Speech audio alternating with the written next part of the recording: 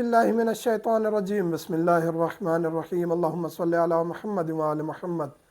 मोमिनीन कराम, एक सवाल पूछा जाता है कि हम अनाज लेते हैं या ऐसी कोई भी चीज़ जिसको हम स्टॉक कर लेते हैं और बाद में उसको सीज़न में महंगे दामों में बेचते हैं, तो आया ये करना हमारे लिए जायज़ है या नहीं है। यहाँ दो कंडीशंस हैं। एक ये है कि वो चीज़, आप अनाज है, खाद है, कोई भी चीज़ है, उसको आप स्टॉक करते हैं तो आवाम का नुकसान हो रहा होता है, वो ब्लैक में बेचना शुरू कर देते हैं लोग, तो ऐसा करना जायज़ नहीं है। अमूमी तौर पे आप चीनी या कोई भी चीज़ स्टॉक करते हैं और उसमें जो है वो मार्केट से वो चीज़ शार्ट नहीं होती और अमूमी रेट पे जो है वो सेल हो रही है। आपको पता है कि आगे रमज़ान शरीफ आ रहा है या कोई भी सीज़न आ रहा है, हुकूमत का रेट बढ़ेगा। इस वजह से नहीं कि मार्केट में वो चीज़ कम होगी है रेट बढ़ेगा, अगर मार्केट में वो चीज़ कम हुई है आपकी वजह से और आप जैसों की वजह से कि स्टॉक करने वालों ने स्टॉक कर लिया, इस वजह से वो चीज़ शार्ट हुई है और रेट बढ़ गया, तो आप मुजरिम हैं, गुनाहगार हैं।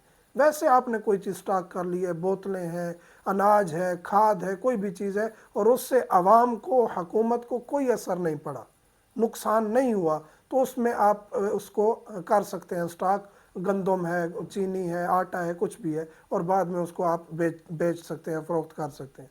अगर वहाँ हुकूमत का नुकसान हो रहा है, यानी हुकूमत का कानून आपको इसकी इजाज़त नहीं देता, एक लिमिट है, इससे ज़्यादा आप स्टॉक नहीं कर सकते और आप करते हैं, तो इसका मतलब यह है कि आवाम को, हुकूमत को नुकसान हो रहा है, कानून की मुखालफत कर रहे हैं, तो आपके लिए जायज़ नहीं है।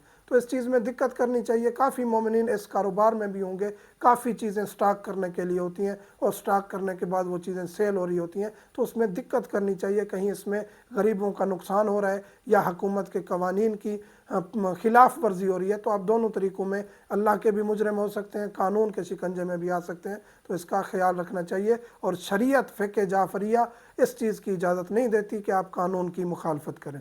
मोमिनीन समझता मैं दुआ में याद रखा करें। वल्हम्दुलिल्लाहि रब्बिल आलमीन।